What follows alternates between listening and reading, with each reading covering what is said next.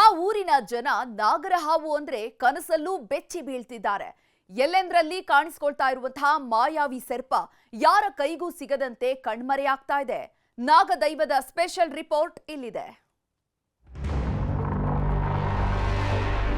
ಬಾಗ್ಲ ಜಲ್ದಿನ ಹಾಕ್ಬಿಡ್ತಿದ್ವಿ ರೀ. ಇವತ್ತು ಇಲ್ಲಿ ಕಂಡ್ರೆ ನಾಳೆ ಅಲ್ಲಿ ಕಾಣ್ತಾ ಇತ್ತು. ಮತ್ತೊಂದು ಕಡೆ ಮತ್ತೊಬ್ಬರ ಮನೆಯವರ ಹತ್ರ ಮನೆಗಳಲ್ಲಿ ಕಾಣ್ತಾ ಇತ್ತು. ಎಲ್ಲ ಲಾಕ್ ಇತ್ತು ರೀ ಗಾಡಿ. ನಾವು ಹರ್ಯಾಗ ನೋಡಿದ್ರಿ ಅದ ರಾಕೆಟ್ ರೀ ಅದು. ನಾಗರಹಾವು ಅಂದ್ರೆ ಭಯ ಪಡೆದಿರೋ ಜನನೇ ಇಲ್ಲ. ದೈವದ ಜೊತೆಗೆ ಜೀವ ಭಯನೂ ಕಾಡುತ್ತೆ.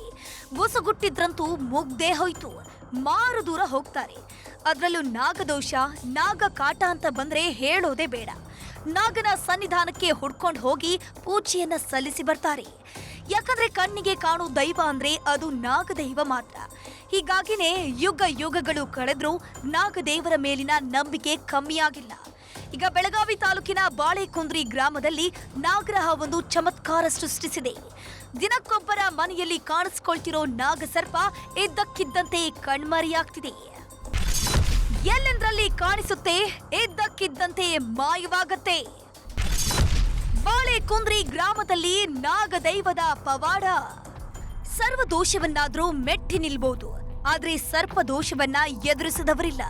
ಸಕಲ ದೋಷಕ್ಕಿಂತ ಸರ್ಪದೋಷ ದೊಡ್ಡದು ಅಂತಾರೆ. ಹೀಗಾಗಿನೇ ನಾಗದೈವಕ್ಕೆ ಈಗಲೂ ಅಷ್ಟು ಪ್ರಾಶಸ್ತ್ಯ ನೀಡೋದು. ಕಳೆದ 15 ದಿನಗಳಿಂದ ಬಾಳೆಕುಂದ್ರಿ ಗ್ರಾಮದ ಜನ ಸರಿಯಾಗಿ ನಿದ್ದೆನೇ ಮಾಡ್ತಿಲ್ಲ. ಯಾವಾಗ ಹಾವು ಬರುತ್ತೋ, ಎಲ್ಲಿ ಪ್ರತ್ಯಕ್ಷ ಆಗುತ್ತೋ ಅಂತ ಸಂಜೆಯಾಗ್ತಿದ್ದಂತೆಯೇ ಮನೆ ಬಾಗಿಲು ಕ್ಲೋಸ್ ಮಾಡ್ತಿದ್ದಾರೆ. ಕತ್ತಲಲ್ಲಿ ಓಡಾಡೋದಕ್ಕೂ ಜನ ಹೆದರ್ತಿದ್ದಾರೆ. ಇದಕ್ಕೆ ಕಾರಣ ಆಗಿರೋದು ಇದೇ ಗೋಧಿ ಬಣ್ಣದ ನಾಗರಹಾವು. ಒಂದು ದಿನ ಒಬ್ಬರ ಮನೆಯಲ್ಲಿ ಕಾಣಿಸಿಕೊಂಡ್ರೆ ಇನ್ನೊಂದು ದಿನ ಇನ್ನೊಬ್ಬರ ಮನೆಯಲ್ಲಿ ಕಾಣಿಸಿಕೊಳ್ಳುತ್ತೆ. ಹಿಡಿಯೋಕೆ ಅಂತ ಬಂದ್ರೆ ಯಾರ ಕೈಗೂ ಸಿಗಲ್ಲ. ಹೀಗಾಗಿ ಇದು ದೇವರ ಹಾವೇ ಅಂತ ಇಡೀ ಊರಿನ ಜನರು ಮಾತನಾಡ್ತಿದ್ದಾರೆ. ನಾವು ರಾತ್ರಿ ಎಲ್ಲ ಇಲ್ಲಿ ಹೊರಗಡೆ ಬಾಗ್ಲ ಜಲ್ದಿನ ಹಾಕ್ಬಿಡ್ತಿದ್ವಿ ರೀ. ಅಂದ್ರೆ ಇಲ್ಲೆಲ್ಲ ಇದೈತಲ್ರಿ, ಹಿಂಗ್ ಬರುವಂಗ ಹಳಿ ಮನೆ ಐತ್ರಿ ನಮ್ದ. ಅಸಲಿ ನಾಗರಹಾವ ಐತ್ರಿ, ಅದ ದೊಡ್ಡದು ಐತ್ರಿ. ಇಡೀ ಊರಿನಲ್ಲಿ ಎಲ್ಲೆಂದ್ರಲ್ಲಿ ಕಾಣಿಸಿಕೊಳ್ತಿರೋದು ಇದೇ 4 ಅಡಿಯ ನಾಗಸರ್ಪ. ಇದುವರೆಗೂ ಯಾರಿಗೂ ಕಚ್ಚಿಲ್ಲ, ಯಾರಿಗೂ ಕಾಟವನ್ನ ಕೊಟ್ಟಿಲ್ಲ. ಆದ್ರೆ ಎಲ್ಲೆಂದ್ರಲ್ಲಿ ಮಾತ್ರ ಪ್ರತ್ಯಕ್ಷವಾಗ್ತಿದೆ. ಆದ್ರೆ ಭಯ ಅನ್ನೋದು ಇದ್ದೇ ಇರುತ್ತಲ್ವಾ. ಹೀಗಾಗಿ ಉರಗ ತಜ್ಞರನ್ನು ಕರೆಸಿ ನಾಗರಹಾವನ್ನ ಹಿಡಿಯೋದಕ್ಕೆ ತುಂಬಾ ಪ್ರಯತ್ನ ಪಟ್ಟಿದ್ರು. ಹಾವು ಅಲ್ಲಿದೆ ಇಲ್ಲಿದೆ ಅಂತ ಜನ ಹೇಳ್ತಿದ್ದು ಬಿಟ್ರೆ ಉರಗ ತಜ್ಞರ ಕೈಗೆ ಮಾತ್ರ ಈ ಹಾವು ಸಿಕ್ತಿರ್ಲಿಲ್ಲ. ಹೀಗಾಗಿ ಈ 4 ಅಡಿಯ ನಾಗರಹಾವಿನ ಬಗ್ಗೆ ಅಕ್ಕಪಕ್ಕದ ಊರಲ್ಲೂ ಚರ್ಚೆ ಶುರುವಾಗಿತ್ತು. ಇದೇ ಹೊತ್ತಲ್ಲೇ ಮತ್ತೊಬ್ಬರ ಮನೆಯಲ್ಲಿ ನಾಗರಹಾವು ಇದೆ ಅನ್ನೋದು ಗೊತ್ತಾಗ್ತಿದ್ದಂತೆ ಉರಗ ತಜ್ಞ ಸಚಿನ್ ಓಡೋಡಿ ಬಂದಿದ್ರು.